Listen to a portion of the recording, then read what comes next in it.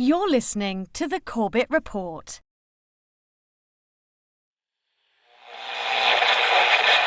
High oil prices helped ExxonMobil boost its profits to nearly $11 billion in the latest quarter. Shell is the latest oil company to report a big rise in profits, thanks to higher oil prices. The ability of speculators to profit is surely dwarfed by the ability of oil-producing nations to profit from a higher price of oil. Maybe the easiest way for these guys to make the money? Manipulate oil back above $50, even $60. Oil. From farm to pharmaceutical, diesel truck to dinner plate, pipeline to plastic product, it is impossible to think of an area of our modern-day lives that is not affected by the petrochemical industry. The story of oil is the story of the modern world. Parts of that story are well known. Rockefeller and Standard Oil, the internal combustion engine and the transformation of global transport, the House of Saud and the oil wars in the Middle East. Other parts are more obscure. The quest for oil in the outbreak of World War I, the petrochemical interests behind modern medicine, the big oil money behind the Green Revolution and the Gene Revolution. But that story, properly told, begins somewhere unexpected. Not in Pennsylvania with the first commercial drilling operation and the first oil boom, but in the rural backwoods of early 19th century New York State. And it doesn't start with crude oil or its derivatives, but a different product altogether. Snake oil. Dr. Bill Livingston, celebrated cancer specialist, was the very image of the traveling snake oil salesman. He was neither a doctor nor a cancer specialist. His real name was not even Livingston. More to the point, the rock oil tonic he pawned was a useless mixture of laxative and petroleum and had no effect whatsoever on the cancer of the poor townsfolk he conned into buying it. He lived the life of a vagabond, always on the run from the last group of people he had fooled, engaged in ever more outrageous deceptions to make sure that the past wouldn't catch up with him. He abandoned his first wife and their 6 children to start a bigamous marriage in Canada at the same time as he fathered 2 more children by a third woman. He adopted the name Livingston after he was indicted for raping a girl in Cayuga in 1849. When he wasn't running away from them or disappearing for years at a time, he would teach his children the tricks of his treacherous trade. He once bragged of his parenting technique. "I cheat my boys every chance I get. I want to make 'em sharp." A towering man of over 6 feet and with natural good looks that he used to his advantage, he went by Big Bill. Others, less generously, called him Devil Bill. But his real name was William Avery Rockefeller, and it was his son, John D. Rockefeller, who would go on to found the Standard Oil monopoly and become the world's first billionaire. The world we live in today is the world created in Devil Bill's image. It's a world founded on treachery, deceit, and the naivety of a public that has never wised up to the parlor tricks that the Rockefellers and their ilk have been using to shape the world for the past century and a half. This is the story of the oligarchy.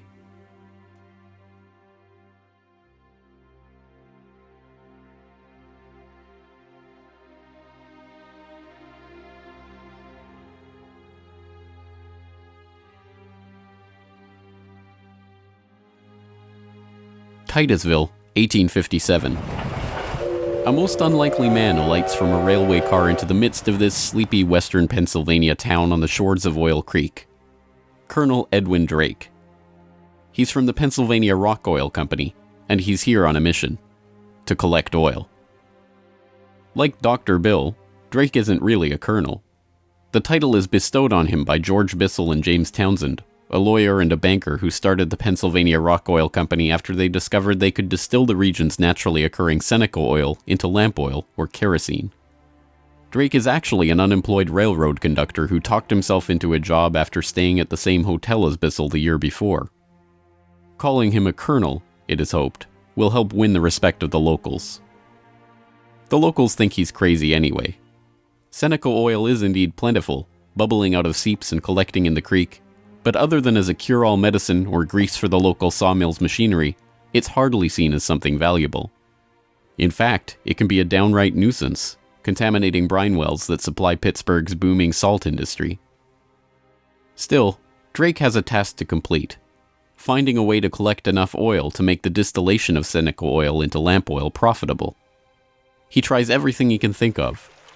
The Native Americans had historically collected the oil by damming the creek near a seep and skimming the oil off the top.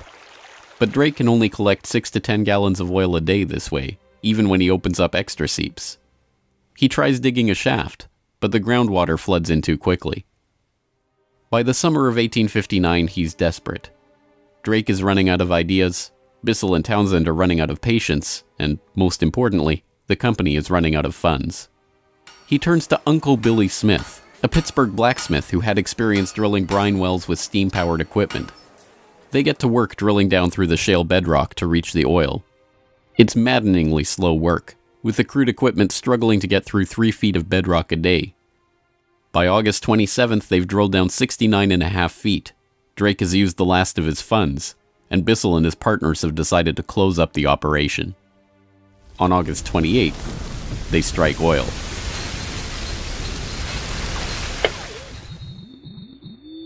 Then on Sunday, August 28, 1859, oil bubbled up the drive pipe. Uncle Billy and his son Sam bailed out several buckets of oil.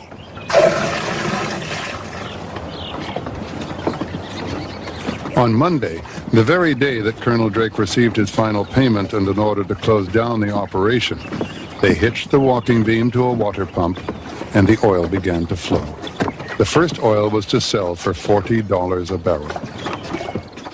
Years later, a local newspaper interviewed Uncle Billy about the day they struck oil.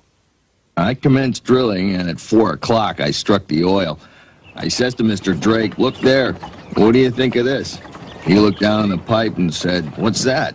I said, "That is your fortune."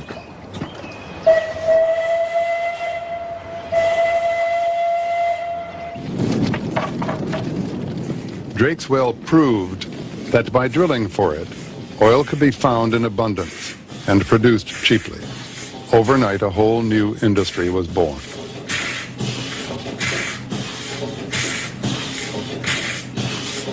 Before long, in millions of homes, farms, and factories around the world, lamps would be lit with kerosene, refined from West Pennsylvania crude. When the word came out that Drake had struck oil, the cry went up throughout the narrow valleys of western Pennsylvania. The crazy Yankee has struck oil, the crazy Yankee has struck oil.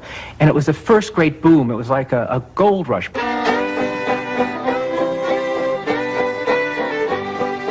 Down in Pennsylvania, there is plenty oil, they say. Petroleum, petroleum, we must all have some.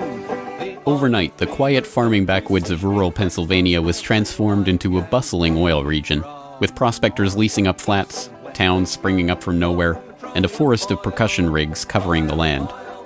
The first oil boom had arrived. Already poised to make the most of this boom was a young up-and-coming bookkeeper in Cleveland with a head for numbers, John Davison Rockefeller.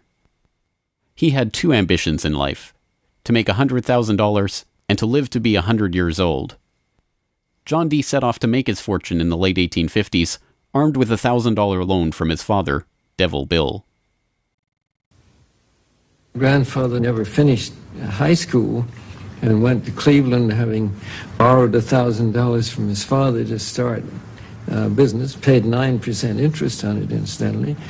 And he read about the oil business just beginning and got interested and came to realize that it was a very volatile business at the time. In 1863, seeing the oil boom and sensing the profits to be made in the fledgling business, Rockefeller formed a partnership with fellow businessmen Maurice B. Clark and Samuel Andrews, a chemist who had built an oil refinery but knew little about the business of getting his product to market. 2 years later, the shrewd John D. bought out his partners for $72,500 and, with Andrews as partner, launched Rockefeller and Andrews. By 1870, after 5 years of strategic partnerships and mergers, Rockefeller had incorporated Standard Oil. The story of the rise of Standard Oil is an oft-told one. In a move that would transform the American economy, Rockefeller set out to replace a world of independent oilmen with a giant company controlled by him. In 1870, begging bankers for more loans, he formed Standard Oil of Ohio. The next year, he quietly put what he called Our Plan, his campaign to dominate the volatile oil industry, into devastating effect. Rockefeller knew that the refiner with the lowest transportation cost could bring rivals to their knees. He entered into a secret alliance with the railroads called the South Improvement Company. In exchange for large, regular shipments, Rockefeller and his allies secured transport rates far lower than those of their bewildered competitors. By 1879, when Rockefeller is 40, he controls 90% of the oil refining in the world.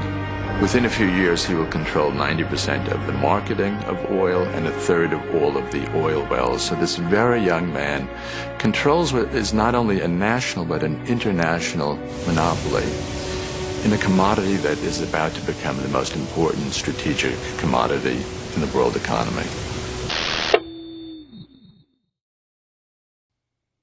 By the 1880s, the American oil industry was the Standard Oil Company, and Standard Oil was John D. Rockefeller. But it wasn't long until a handful of similarly ambitious and well-connected families began to emulate the Standard Oil success story in other parts of the globe. One such competitor emerged from the Caucasus in the 1870s, where Imperial Russia had opened up the vast Caspian Sea oil deposits to private development. Two families quickly combined forces to take advantage of the opportunity. The Nobels, led by Ludwig Nobel and including his dynamite-inventing, prize-creating brother Alfred, and the French branch of the infamous Rothschild banking dynasty, led by Alphonse Rothschild. In 1891, the Rothschilds contracted with M. Samuel & Co., a Far East shipping company headquartered in London and run by Marcus Samuel, to do what had never been done before: ship their Nobel-supplied Caspian oil through the Suez Canal to East Asian markets. The project was immense. It involved not only sophisticated engineering to construct the first oil tankers to be approved by the Suez Canal Company, but the strictest secrecy. If word of the endeavor was to get back to Rockefeller through his international intelligence network, it would risk bringing the wrath of Standard Oil, which could afford to cut rates and squeeze them out of the market. In the end, they succeeded, and the first bulk tanker, the Murex, sailed through the Suez Canal in 1892 en route to Thailand. In 1897, M. Samuel & Co. became the Shell Transport and Trading Company. Realizing that reliance on the Rothschild Nobel Caspian oil left the company vulnerable to supply shocks, Shell began to look to the Far East for other sources of oil. In Borneo, they ran up against Royal Dutch Petroleum, established in The Hague in 1890 with the support of King William III of the Netherlands, to develop oil deposits in the Dutch East Indies. The two companies, fearing competition from Standard Oil, merged in 1903 into the Asiatic Petroleum Company, jointly owned with the French Rothschilds, and in 1907 became Royal Dutch Shell. Another global competitor to the Standard Oil throne emerged in Iran at the turn of the 20th century. In 1901, millionaire socialite William Knox D'Arcy negotiated an incredible concession with the King of Persia: exclusive rights to prospect for oil throughout most of the country for 60 years. After 7 years of fruitless search, D'Arcy and his Glasgow-based partner, Burma Oil, were ready to abandon the country altogether. In early May of 1908, they sent a telegram to their geologist telling him to dismiss his staff, dismantle his equipment, and come back home. He defied the order, and weeks later, struck oil. Burma Oil promptly spun off the Anglo-Persian Oil Company to oversee production of Persian oil. The British government took 51% majority control of the company's shares in 1914 at the behest of Winston Churchill, then First Lord of the Admiralty, and survives today as BP. The Rothschilds and Nobels, the Dutch royal family, the Rockefellers. These early titans of the oil industry and their corporate shells pioneered a new model for amassing and expanding fortunes hitherto unheard of. They were the scions of a new oligarchy, one built around oil and its control, from wellhead to pump. But it was not just about money. The monopolization of this, the key energy resource of the 20th century, helped secure the oligarchs not just wealth, but power over the lives of billions. Billions who came to depend on black gold for the provision of just about every aspect of their daily lives. In the late 19th century, however, it was by no means certain that oil would become the key resource of the 20th century. As cheap illumination from the newly commercialized light bulb began to destroy the market for lamp oil, the oligarchs were on the verge of losing the value from their monopoly. But a series of lucky strikes was about to catapult their fortunes even further. The very next year after the commercial introduction of the light bulb, another invention came along to save the oil industry. German engineer Carl Benz patented a reliable two-stroke internal combustion engine. The engine ran on gasoline, another petroleum byproduct, and became the basis for the Benz motor wagon that, in 1888, became the first commercially available automobile in history. And with that stroke of luck, the business that Rockefeller and the other oligarchs had spent decades consolidating was saved. But more luck was needed to ensure the market for this new engine. In the early days of the automobile era, it was by no means certain that gas-powered cars would come to dominate the market. Working models of electric vehicles had been around since the 1830s, and the first electric car was built in 1884. By 1897, there was a fleet of all-electric taxis shuttling passengers around London. The world land speed record was set by an electric car in 1898. By the dawn of the 20th century, electric cars accounted for 28% of the automobiles in the United States. The electrics had advantages over the internal combustion engine. They required no gear shifting or hand cranking, and had none of the vibration, smell, or noise associated with gasoline-powered cars. Lady Luck intervened again on January 10, 1901, when prospectors struck oil at Spindletop in East Texas. The gusher blew 100,000 barrels a day and set off the next great oil boom, providing cheap, plentiful oil to the American market and driving down gas prices. It wasn't long before the expensive, low-range electric engines were abandoned altogether, and big, loud, gas-guzzling engines came to dominate the road, all fueled by the black gold that Standard Oil, Shell, Gulf, Texaco, Anglo-Persian, and the other oil majors of the time were drilling, refining, and selling. Perhaps John D's greatest stroke of luck, however, was not supposed to be luck at all. Rockefeller had come under increasing scrutiny by a public outraged by the unprecedented wealth he had amassed through Standard Oil. Muckraking reporters like Ida Tarbell began digging up the dirt on his rise to power through railroad conspiracies, secret deals with competitors, and other shady practices. The press pictured him as a colossus with bribed politicians literally in the palm of his hand. Standard Oil was a menacing octopus with its tentacles strangling the lifeblood of the nation. Hearings began, investigations were launched, lawsuits were brought against him, and then, finally, in 1911, the Supreme Court made a monumental decision.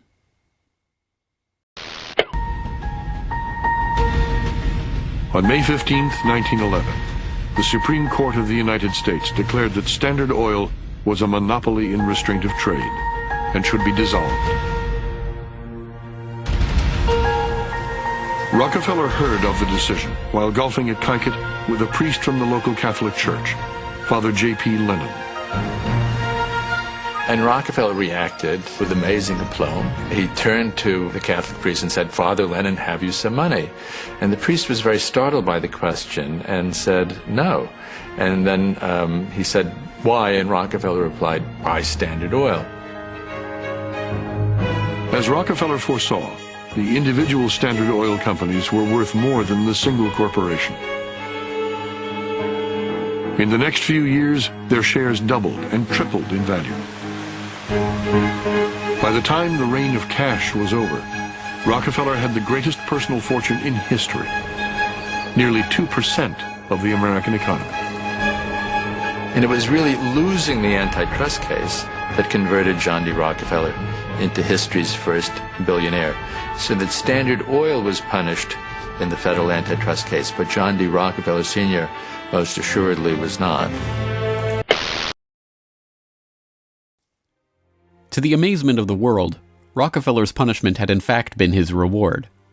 Rather than being taken down a peg, the splitting up of the Standard Oil monopoly had launched him as the world's only acknowledged billionaire at a time when the average annual income in America was $520. Rockefeller's story was perfectly mirrored by the story of Colonel Edwin Drake. Having struck oil in Titusville and given rise to a billion-dollar global industry, Drake had not had the foresight to patent his drilling technique or even to buy up the land around his own well. He ended up in poverty, relying on an annuity from the state of Pennsylvania to scrape together a living, and dying in 1880. For the oligarchy, the lesson of the rise of Rockefeller was obvious. The more ruthlessly that monopoly was pursued, the tighter that control was grasped, The greater the lust for power and money, the greater the reward would be in the end. From now on, no invention would derail the oil majors from their quest for total control. No competition would be tolerated. No threat to the oligarchs would be allowed to rise.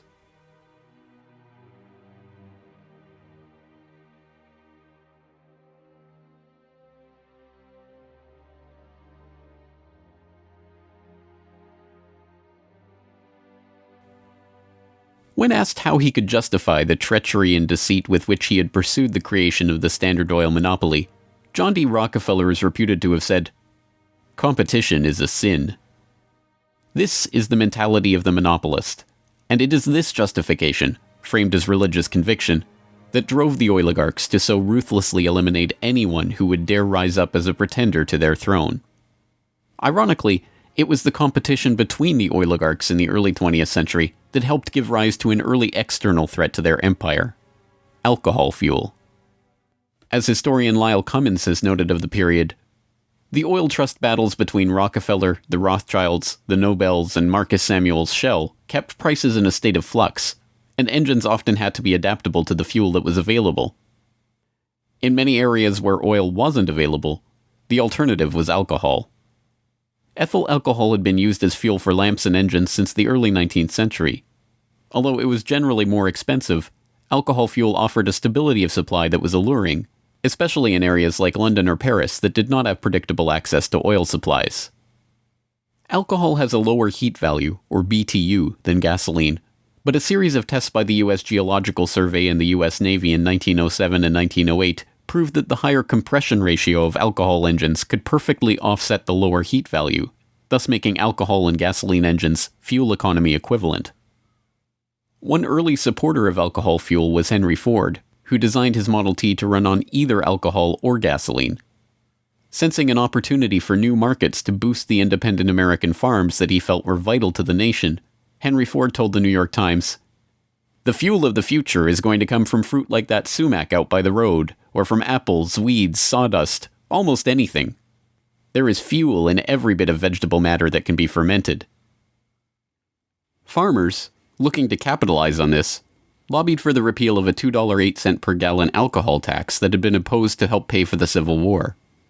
They were aided by those who saw fuel alcohol as a way to break the oligarchs' monopoly. In support of a bill to repeal the alcohol tax, President Teddy Roosevelt told the U.S. Congress in 1906, "The Standard Oil Company has, largely by unfair or unlawful methods, crushed out home competition. It is highly desirable that an element of competition should be introduced by the passage of some such law as that which has already passed the House, putting alcohol used in the arts and manufactures upon the free list." The alcohol tax was repealed in 1906, and for a time corn ethanol at 14 cents a gallon was cheaper than gasoline at 22 cents a gallon. The promise of cheap, unpatentable, unmonopolizable fuel production open to anyone with raw vegetable matter and a still, swept the nation. But cheap, plentiful fuel that can be grown and produced locally and independently is not what the oligarchs had in mind.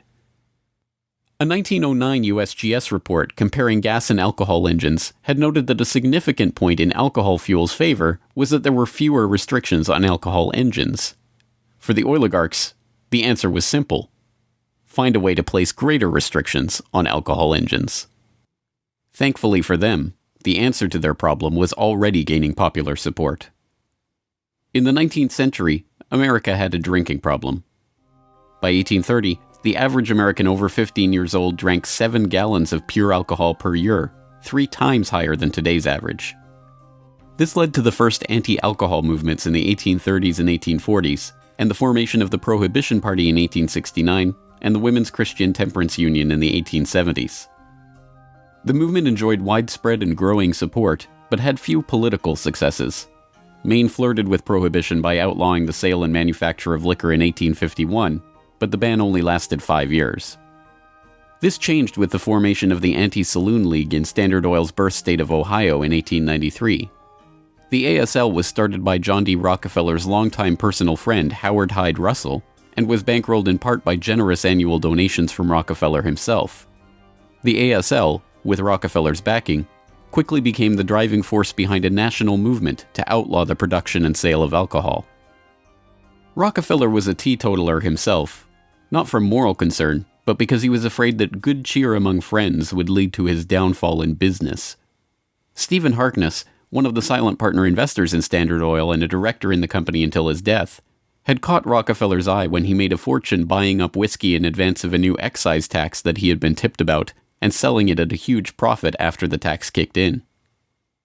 No, Rockefeller and Standard Oil were not concerned about the moral state of the nation, except as far as it impacted their bottom line.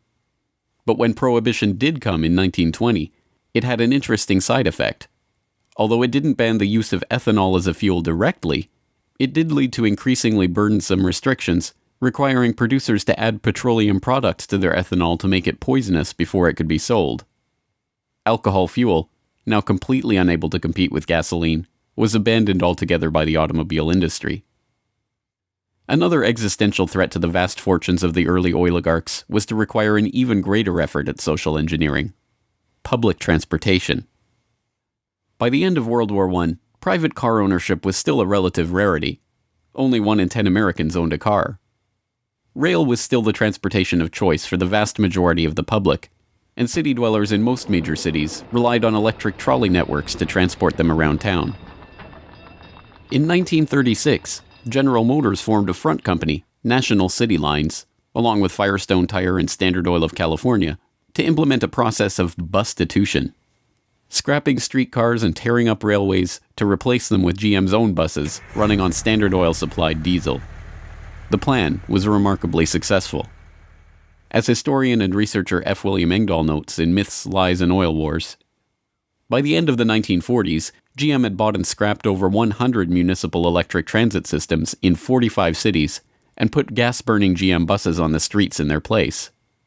By 1955, almost 90% of the electric streetcar lines in the United States had been ripped out or otherwise eliminated. The cartel had been careful to hide their involvement in National City Lines, but it was revealed to the public in 1946 by an enterprising retired naval lieutenant commander, Edwin J. Quimby. He wrote a manifesto exposing what he called a careful, deliberately planned campaign to swindle you out of your most important and valuable public utilities, your electric railway system. He uncovered the oligarchs' stock ownership of National City Lines and its subsidiaries, and detailed how they had step-by-step bought up and destroyed the public transportation lines in Baltimore, Los Angeles, St. Louis, and other major urban centers. Quimby's warning caught the attention of federal prosecutors, and in 1947, National City Lines was indicted for conspiring to form a transportation monopoly and conspiring to monopolize sales of buses and supplies.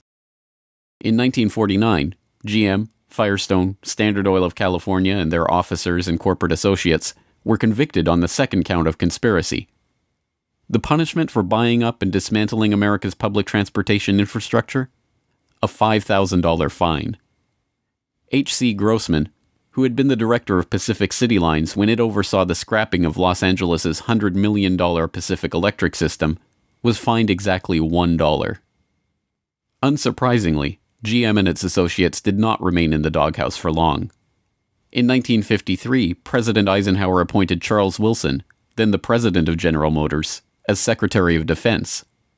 Wilson, with Francis DuPont of the Rockefeller-connected DuPont family as chief administrator of federal highways, oversaw one of the largest public works projects in American history, the creation of the interstate highway system. With a war-era excise tax on train tickets still in place, and federally funded highways and airports providing cheaper alternatives, rail travel declined a startling 84% between 1945 and 1964. This social engineering paid off well for Standard Oil and its growing list of petrochemical associates. In the 2.5 decades after the outbreak of World War II, vehicle production in Detroit almost tripled, from 4.5 million cars a year in 1940 to over 11 million in 1965. As a result, sales of refined gasoline over the same period rose 300%. But Rockefeller was not the only oligarch working to crush all opposition to his monopoly. Across the pond, the European oligarchs were working to protect their own oil investments from upstart competitors. In 1889, a consortium of German investors led by Siemens Deutsche Bank obtained a concession from the Turkish government for extension of a railway line connecting Berlin to Basra on the Persian Gulf via Baghdad in what was then part of the Ottoman Empire. The Berlin-Baghdad railway concession was for 99 years and came with mineral rights for 20 kilometers on either side of the line, an especially lucrative deal since the rail cut right through the heart of the still untapped Mesopotamian oil region south of Mosul along the Tigris River. For the powers behind the British Empire, concerned with the military rise of Germany, this deal was unacceptable. Well, Germany, in the end of the 19th century, was looking for outlets for its exports, its industrial exports, as the German economy was growing like China is growing in the last 30 years. And they decided that Turkey would be an ideal strategic trade partner for Germany. And Georg von Siemens, one of the directors of Deutsche Bank, came up with a strategy to extend a railway from Berlin all the way down to Baghdad, which was then part of the Ottoman Empire, Baghdad in Iraq today, near the Persian Gulf. And German military began training the Turkish military. The German industry began investing in Turkey. They saw a huge potential market to begin bringing Turkey into the 20th century economically. Well, Deutsche Bank also negotiated mineral rights. I think it was 20 kilometers on either side of the railway. And it was already known in 1914 that Mosul and these other areas contained huge petroleum deposits. Well, why is that significant? At the end of the century, 19th century, Jack Fisher, the Lord of the Admiralty and the head of the Royal Navy, advocated the conversion of the British Navy from coal-fired to oil-fired, that it would have a qualitative strategic improvement in their every aspect of warship design. And since Britain didn't know that they had any oil back then, they went to Persia and swindled the Shah at that time out of oil rights in Persia. They went to Kuwait and backed a coup d'etat of the Al-Sabah family to be a British pawn. And they literally wrote a contract with him that nothing that Kuwait does with the outside world will be done without approval of the British governor. And Kuwait was known to have oil and lying right on the Persian Gulf. Well, the British looked at this railway plan of the Germans going right down to Baghdad and said, my God, you can put soldiers on rail cars and bring them down and threaten the oil lifeline of the British Navy. This is a strategic move by the Germans. It also would make Germany independent of the British control of the seas.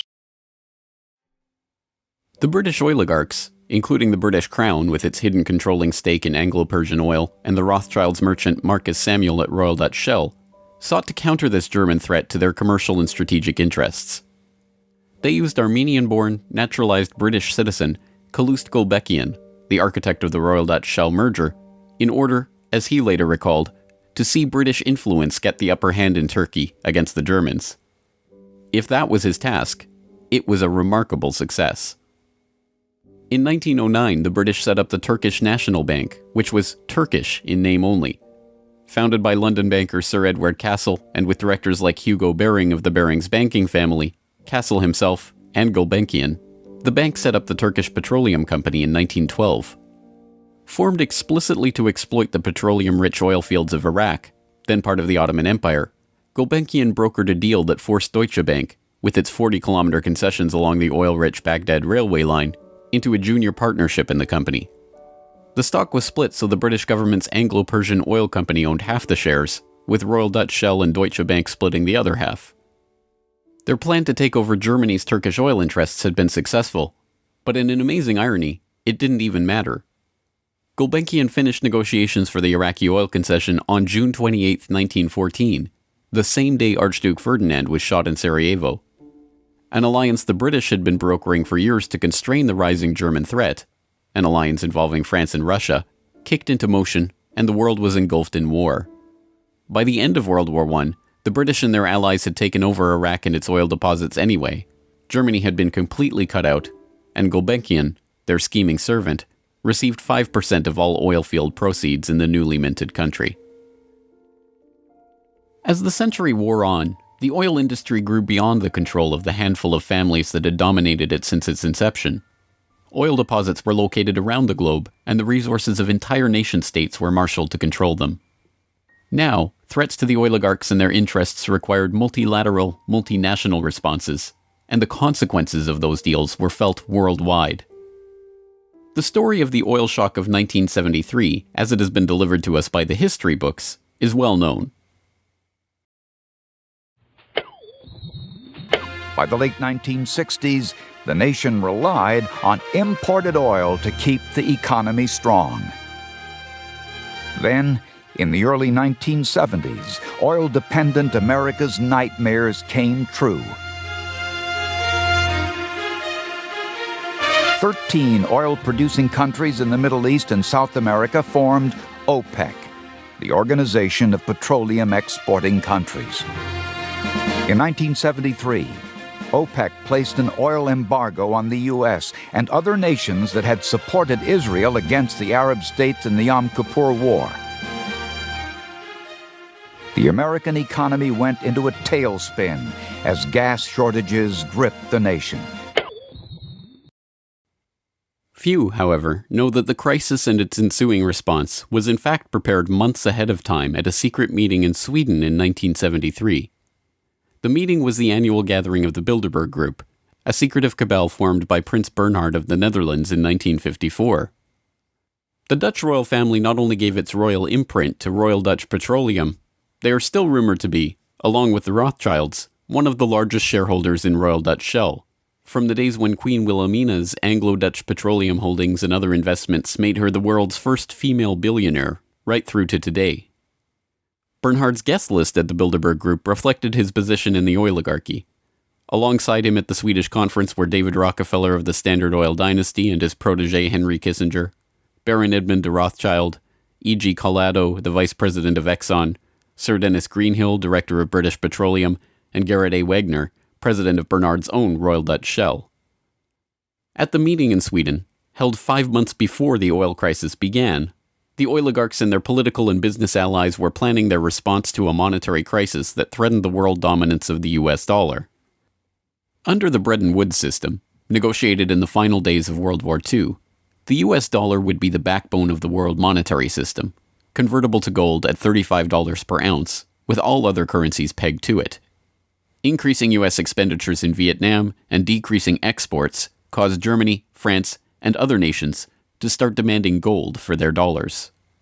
With the Federal Reserve's official gold holdings plunging and unable to stem the tide of demand, Nixon abandoned Bretton Woods in August 1971, threatening the dollar's position as the world reserve currency. Accordingly, I have directed the Secretary of the Treasury to take the action necessary to defend the dollar against the speculators.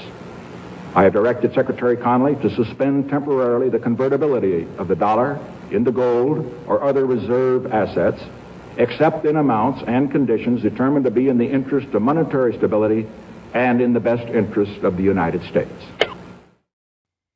As leaked documents from the 1973 Bilderberg meeting show, the oligarchs decided to use their control over the flow of oil to save the American hegemon. Acknowledging that OPEC could completely disorganize and undermine the world monetary system, the Bilderberg attendees prepared for an energy crisis or an increase in energy costs, which, they predicted, could mean an oil price between $10 and $12, a staggering 400% increase from the current price of $3.01 per barrel. 5 months later, Bilderberg attendee and Rockefeller protege Henry Kissinger, acting as Nixon's Secretary of State, engineered the Yom Kippur War and provoked OPEC's response, an oil embargo of the US and other nations that had supported Israel. On October 16, 1973, OPEC raised oil prices by 70%. At their December meeting, the Shah of Iran demanded and received a further raise to $11.65 a barrel, or 400% of oil's pre-crisis price. When asked by Saudi King Faisal's personal emissary why he had demanded such a bold price increase, he replied, "Tell your king, if he wants the answer to this question, he should go to Washington and ask Henry Kissinger." In the second move of the operation, Kissinger helped negotiate a deal with Saudi Arabia.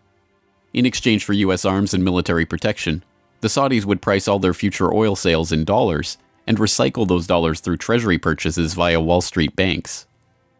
The deal was a bonanza for the oligarchs. Not only did they get to pass the price increases on to the consumers, but they benefited from the huge flows of money into their own banks. The Shah of Iran parked the National Iranian Oil Company's revenues in Rockefeller's own Chase Bank, revenues that reached $14 billion per year in the wake of the oil crisis. With the creation of this new system, the petrodollar, the oligarchs had reached unprecedented levels of control over the economy. Not only that, they had backed the world monetary system with their commodity, oil, and brought potential competition from upstart producer nations under their control all in one step.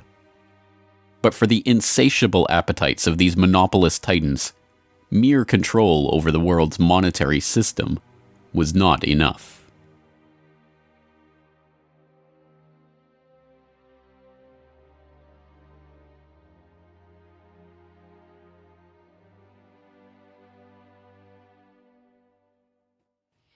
In the 19th century, railroad conspiracies and predatory pricing had been enough to assure the oligarchs' monopoly.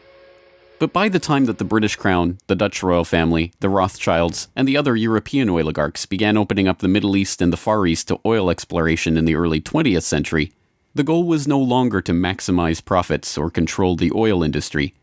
It was not even to control international diplomacy.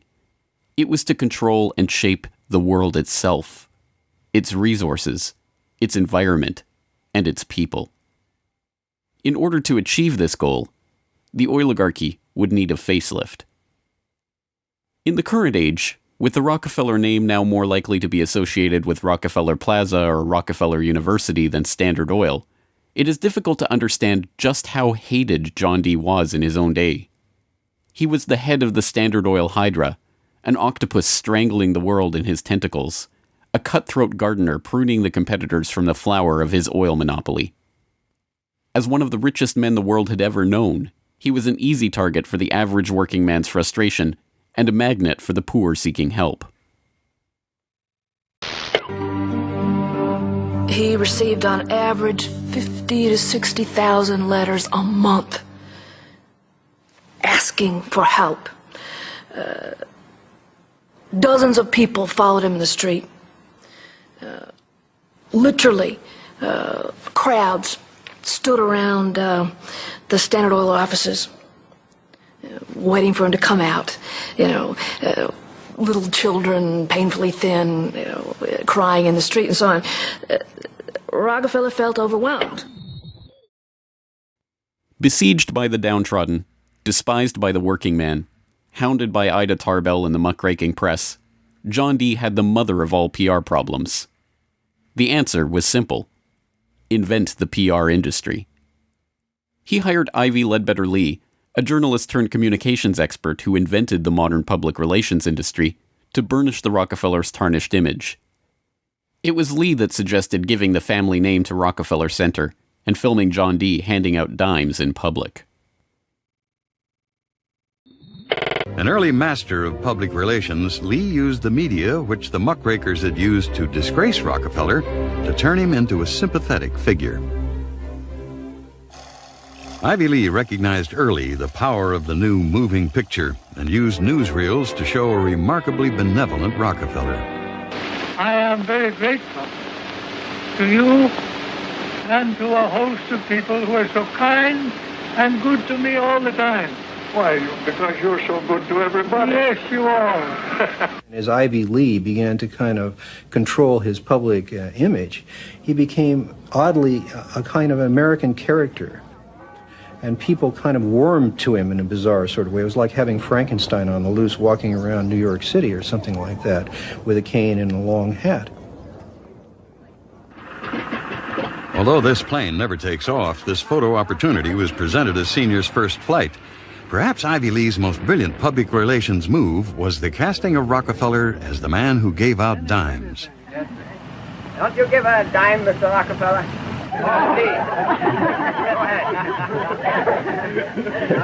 You read a dime? Thank you, sir. Thank you very much. I consider And myself... thank you for the ride. I consider myself more than amply paid. Bless you, bless you, Yes. bless you. These PR stunts seem obvious and ham-handed by today's standards, but they were effective enough. To this day, people leave dimes on the stone marker at the base of the 70-foot Egyptian obelisk that towers over John Dee's final resting place in Cleveland's Lakeview Cemetery. But it was not stage-managed photo opportunities like these that transformed Rockefeller into a public hero. In order to win the public over, he was going to have to give them what they wanted. And what they wanted wasn't difficult to understand. Money. But just as his father, Devil Bill, had taught him to do in all his business dealings, Rockefeller made sure to get the better end of the bargain. He would donate his great wealth to the creation of public institutions, but those institutions would be used to bend society to his will. As every would-be ruler throughout history has realized, society has to be transformed from the ground up. Americans in the 19th century still prized education and intellectual pursuits, with the 1840 census finding unsurprisingly that the United States, a nation that had been mobilized by tracts like Thomas Paine's remarkably popular Common Sense, was a nation of readers with a remarkable 93% to 100% literacy rate. Before the first compulsory schooling laws in Massachusetts in 1852, education was private and decentralized, and as a result classical education, including study of Greek and Latin and a solid grounding in history and science, was widespread. But a nation of individuals who could think for themselves was anathema to the monopolists. The oligarchs needed a mass of obedient workers, an entire class of people whose intellect was developed just enough to prepare them for lives of drudgery in a factory. Into the midst stepped John D. Rockefeller with his first great act of public charity, the establishment of the University of Chicago. He was aided in this task by Frederick Taylor Gates, a Baptist minister that Rockefeller befriended in 1889 and who would go on to be John Dee's most trusted philanthropic advisor. Gates would go on to write a short tract, The Country School of Tomorrow, that laid out the Rockefeller plan for education. In our dream, we have limitless resources, and the people yield themselves with perfect docility to our molding hand. The present educational conventions fade from our minds, and, unhampered by tradition, we work our own goodwill upon a grateful and responsive folk. We shall not try to make these people or any of their children into philosophers, or men of learning or science. We are not to raise up from among them authors, orators, poets, or men of letters. We shall not search for embryo great artists, painters, musicians, nor will we cherish even the humbler ambition to raise up from among them lawyers, doctors, preachers, politicians, statesmen, of whom we now have ample supply. Although Rockefeller's resources weren't exactly limitless, they might as well have been. In 1902, he established the General Education Board to help implement Gates's vision for the Country School of Tomorrow with a staggering $180 million endowment.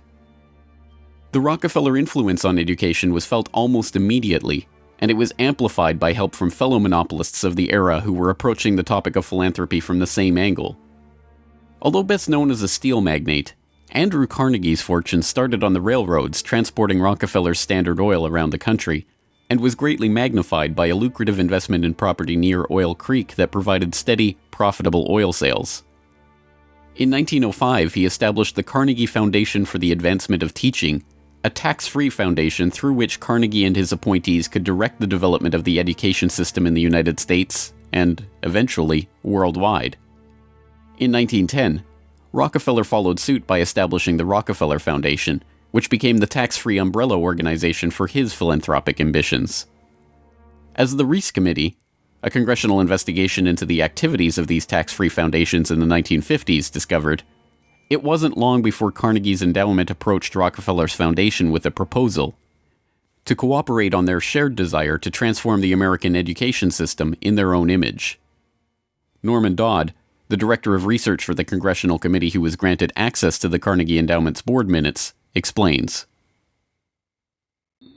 So they approach the Rockefeller Foundation with the suggestion that that portion of education which could be considered domestic be handled by the Rockefeller Foundation, and that portion which is international should be handled by the endowment.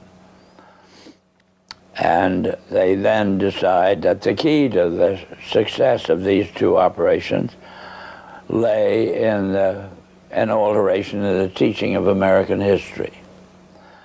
So they approach 4 of the then most prominent teachers of American history in the country, people like Charles and Mary Bird,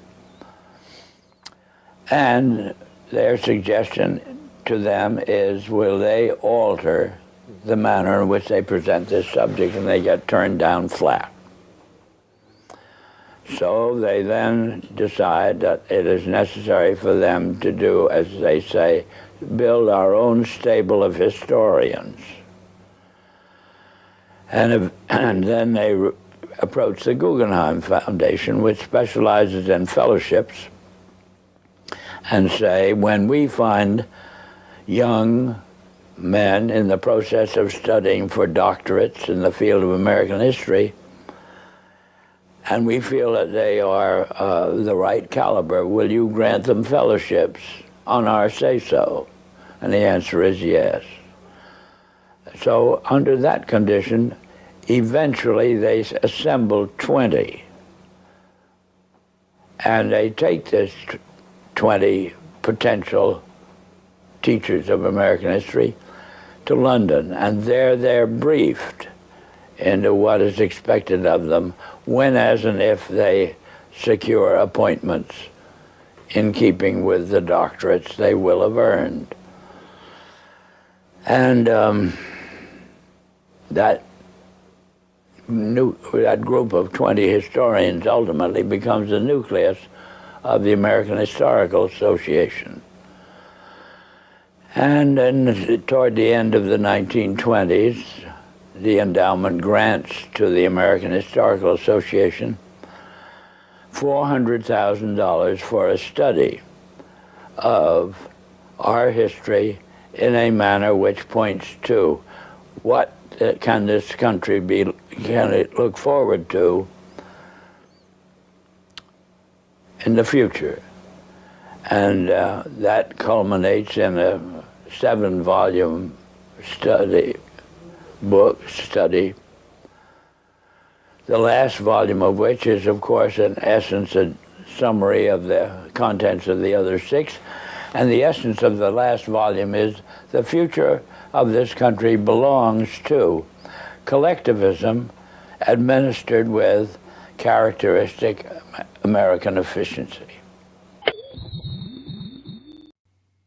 With this base for transformation firmly established, the Rockefeller Foundation and like-minded organizations embarked on a program so ambitious that it almost defies comprehension. They transformed the practice of medicine. As usual, the oligarchs that funded this change were also there to profit from it, and once again, John D. took his cue from Devil Bill's example.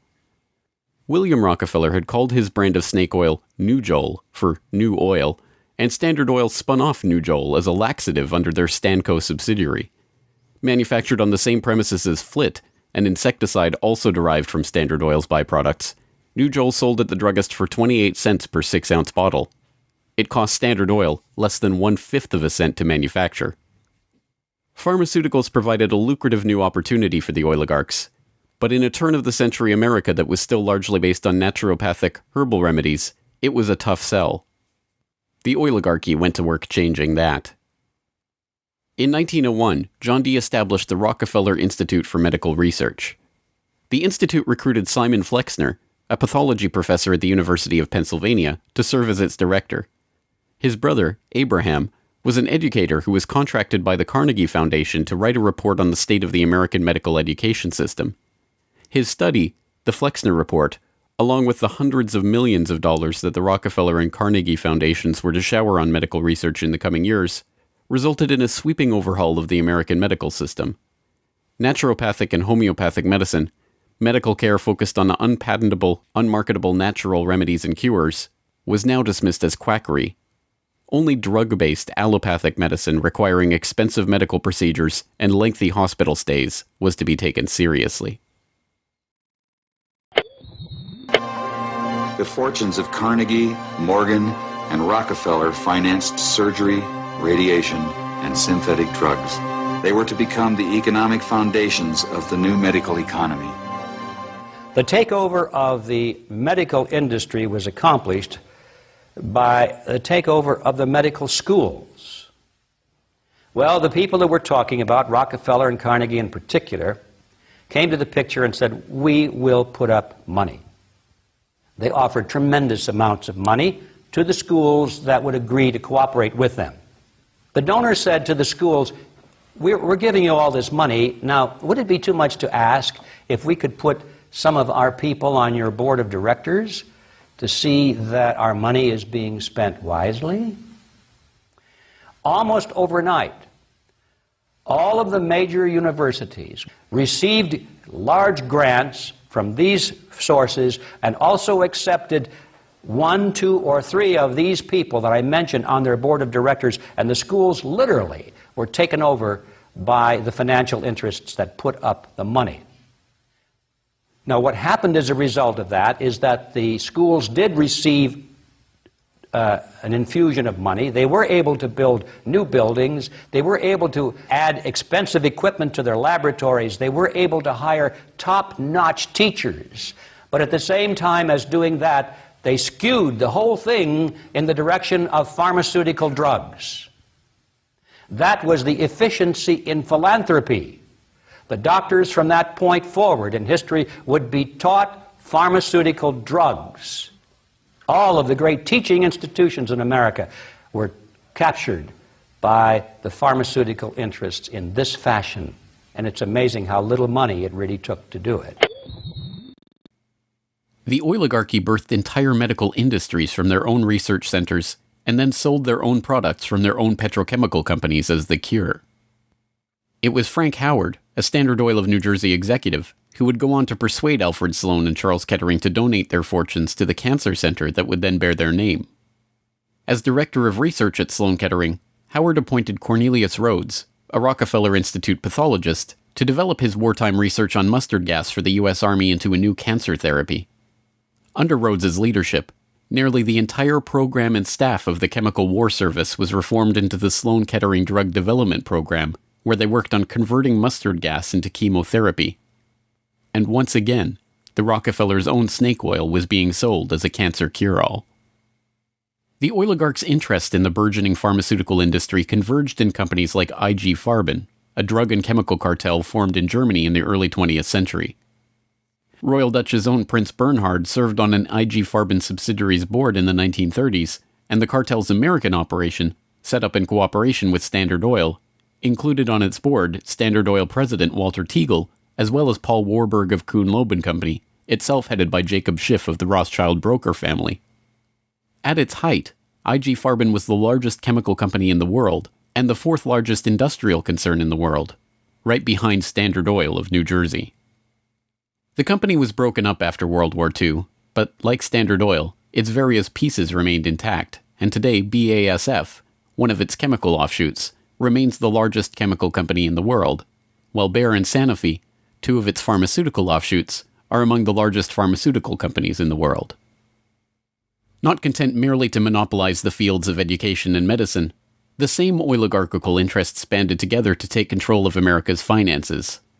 In 1910, John D. Rockefeller Jr.'s own father-in-law, Senator Nelson Aldrich, Frank Vanderlip of the National City Bank, and Paul Warburg, as well as various agents of J.P. Morgan, met in complete secrecy on Jekyll Island to hammer out the details of what would go on to become the Federal Reserve, America's central bank. The Fed, established in 1913, would be run by hand-picked appointees of the oligarchy and their banking associates, including, perhaps inevitably, Standard Oil president and American IG director Walter Teagle. The Rockefeller family would go on to formally enter the banking field in the 1950s when James Stillman Rockefeller, the grandson of John D's brother, was appointed director of National City Bank. Meanwhile, John D's own grandson, David Rockefeller, would go on to take over Chase Manhattan Bank, the longtime banking partner of the Standard Oil empire. In this move, the Rockefeller story perfectly mirrored that of their fellow oligarchs, the Rothschilds. Whereas the Rothschilds had supplemented their banking fortune with their oil interests, the Rockefellers supplemented their oil fortune with banking interests. Springboarding from success to success as they consolidated monopolies across every field of human activity, the oligarchs' ambitions became even larger. This time, their goal was to consolidate control over the very food supply of the world itself. And once again, they would use philanthropy as the cover for their business takeover. The Green Revolution began in 1943 when plant geneticist Norman Borlaug and a team of researchers arrived on Mexican soil. His goal was to improve agricultural techniques and biotechnological methodologies, which in turn would help alleviate starvation and improve the living quality of developing nations. Creating new genetically modified strains of wheat, rice, maize, and other crops, Borlaug planned to win the battle against world hunger. The hope was that these new crops and farming techniques would rescue third world countries from the brink of starvation. That's exactly what happened. The agricultural innovations brought to the poverty-stricken countries gave the farmers the skills and resources necessary to sustain themselves. This triggered a chain of events that would allow these once struggling nations to survive. Agricultural exports soared in quantity and diversity and allowed the countries to become self-sufficient. As the genetically modified crops thrived, farmers were able to use their increased income to purchase newer and superior farming machinery. This increase in revenue made farming easier, more reliable, and more efficient. The Green Revolution led to the modernization of agriculture and has had a profound social, economic, and political impact on the world. The Mexican government turned to the Rockefeller Foundation in their endeavor to nourish Mexico through agriculture. Norman Borlaug, needless to say, was a researcher for the Rockefeller Foundation, and the Green Revolution, for whatever increase in yields it brought about, also created markets for the oligarchs' own interest in the petrochemical fertilizer industry and gave rise to the ABCD seed cartel of Archer Daniels Midland, Bunge, Cargill, and Louis Dreyfus. These companies, along with their associated interests in the food packaging and processing industry, formed the core of American agribusiness, a concept developed at Harvard Business School in the 1950s with the help of research conducted by Vasily Leontief for the Rockefeller Foundation. The American agribusiness giants shared a common goal: the transformation of third world agriculture into a captive market for their goods. From this perspective, the project was a runaway success. By the 1970s, the Rockefeller Standard Oil network and its cronies in the nitrogen fertilizer industry, including DuPont, Dow Chemical, and Hercules Powder, had broken into markets around the world, markets conveniently forced open for them by the U.S. government itself under President Johnson's Food for Peace program, which mandated the use of petrochemical-dependent agricultural technologies by aid recipients. Unable to afford these new technologies themselves, the impoverished Third World beneficiaries of this revolution relied on loans from the International Monetary Fund and the World Bank, handled by Rockefeller's own Chase Manhattan Bank and guaranteed by the U.S. government. The real costs of the Green Revolution, economic, agricultural, and environmental, are seldom tallied. Access to these debt-financed petrochemical-dependent technologies exacerbated the difference between the rich landowning class and the landless peasants in countries like India, where land reform and abolition of usury were dropped from the political agenda after the Green Revolution took over. Even then, the revolution's main success, its increase in agricultural yields, has been oversold. Yield growth across India actually slowed after the introduction of agribusiness. The environmental destruction is even more devastating. An overview in the December 2000 edition of Current Science notes, the Green Revolution has not only increased productivity, but it has also produced several negative ecological consequences, such as depletion of lands, decline in soil fertility, soil salinization, soil erosion, deterioration of environment, health hazards, poor sustainability of agricultural lands, and degradation of biodiversity. Indiscriminate use of pesticides, irrigation, and imbalanced fertilization has threatened sustainability. The Rockefeller Foundation even acknowledges the critiques of the Green Revolution it funded into existence, insisting that current initiatives take into account lessons learned. Even so, The foundation continues to fund research and write reports on how to improve prospects for agribusiness investment in its target markets. As egregious as the Green Revolution was and continues to be, however, in many ways it was just the prelude to an even more ambitious project, the Gene Revolution. Now the project is not merely to monopolize the technologies, supplies, and chemical inputs for agriculture worldwide, but to monopolize the food supply itself through the replacement of the world's natural seeds with patentable, genetically modified crops.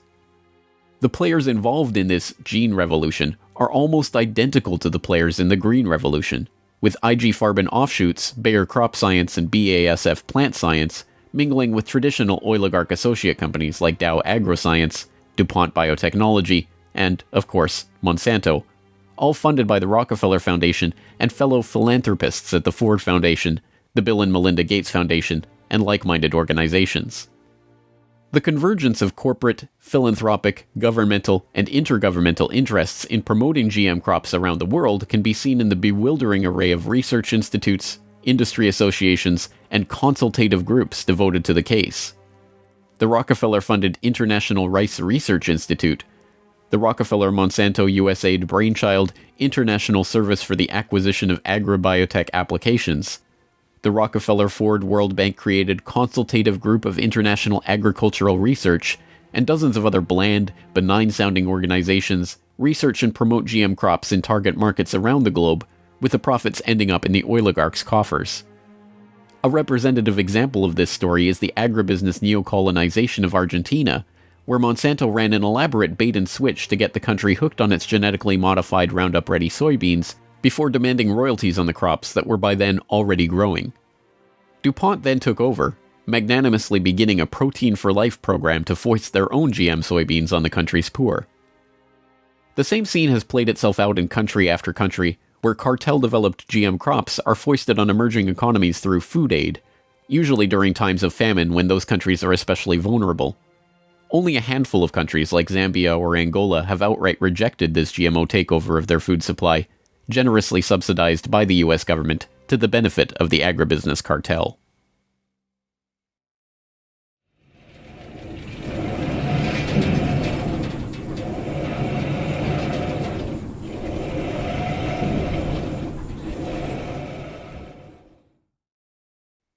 From cutthroat pioneers of the early oil industry to Machiavellian social engineers and geopolitical schemers, the oligarchs have come a long way since the days of Devil Bill's snake oil cure-alls. But his use of every form of deception and trickery to swindle the public informed how John D. and the rest of the oligarchs built up their business interests. As the 20th century drew to a close, it was obvious that for the powerful cartel that built the oil industry, the Rockefellers, the Rothschilds, the British and Dutch royal families, it was no longer about oil, if it ever really was. The takeover of education, of medicine, of the monetary system, of the food supply itself, showed that the aim was much greater than a mere oil monopoly. It was the quest to monopolize all aspects of life, to erect the perfect system of control over every aspect of society, every sector from which any threat of competition to their power could emerge. They had been remarkably, almost unbelievably successful. From oil well to gas pump, farm to fork, hospital to pharmaceutical, drill rig to dollar bill, there was almost no aspect of society that was not under their control. But the oligarchs are not done yet. Their next project, launched in the late 20th century, is almost too ambitious to be comprehended. It is not about oil. It is not about money. It is about the monopolization of life itself. They have spent decades preparing the path for this takeover and marshaled their mind-boggling resources in service of the task. And the vast majority of the world's population, still playing the shell game that the oligarchs perfected and abandoned long ago, are about to fall right into their hands yet again. Ladies and gentlemen, the battle against climate change is surely the most defining and pivotal challenge of our times. Even in a world full of daunting perils and crises, it is hard to imagine anything that poses a greater challenge and opportunity for humanity. The negative impact of population growth on all of our planetary ecosystems is becoming appallingly evident.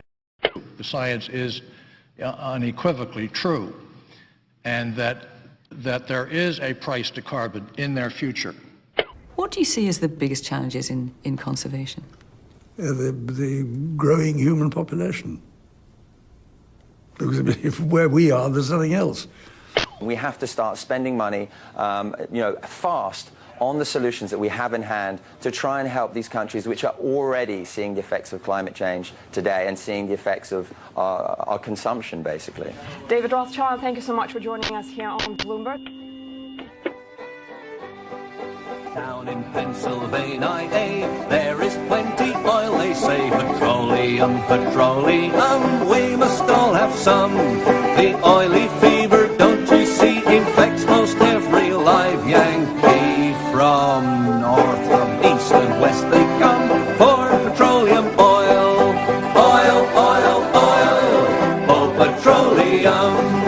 Oil, oil, oil, petroleum.